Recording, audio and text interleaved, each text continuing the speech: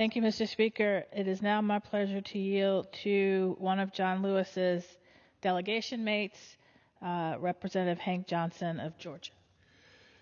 I thank the chair lady for yielding the time, and I thank the Congressional Black Caucus under the leadership of Yvette Clarke for hosting this special order hour to honor John Lewis, who was a one-of-a-kind public servant. He served humanity as a youth and as an adult, and he served we the people before and during his many years in elected office on the local and federal levels of government.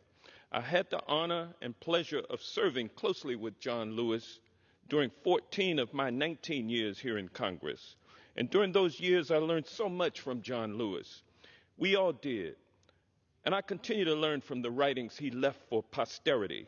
The lessons Congressman Lewis imparts in his book, Walking with the Wind, a memoir of the movement, today inspires us and provides us with direction on the way forward during these unprecedented and deeply disturbing times in which we are living. John tells the story about 15 children outside playing in his Aunt Savina's dirt yard. The sky began clouding over, the wind started picking up, lightning flashed, and suddenly the 15 children felt terrorized.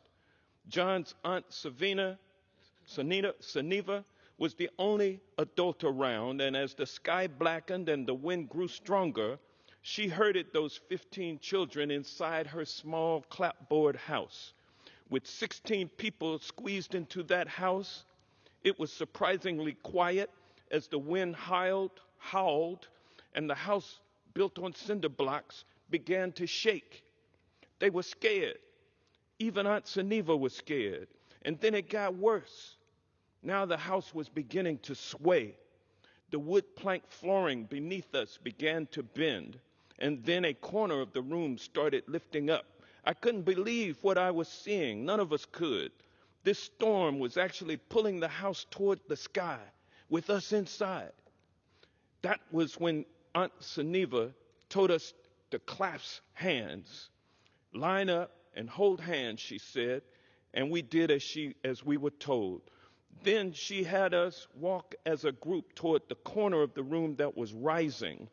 From the kitchen to the front of the house we walked, the wind screaming inside, sheets of rain beating on the tin roof. Then we walked back in the other direction as another end of the house began to lift.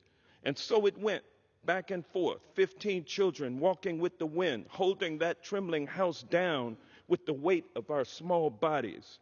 The 15 children, Mr. Speaker, in that small house with a fierce storm upon it is the America that we see today. Those 15 children represent Black, white, Latino, Asian people.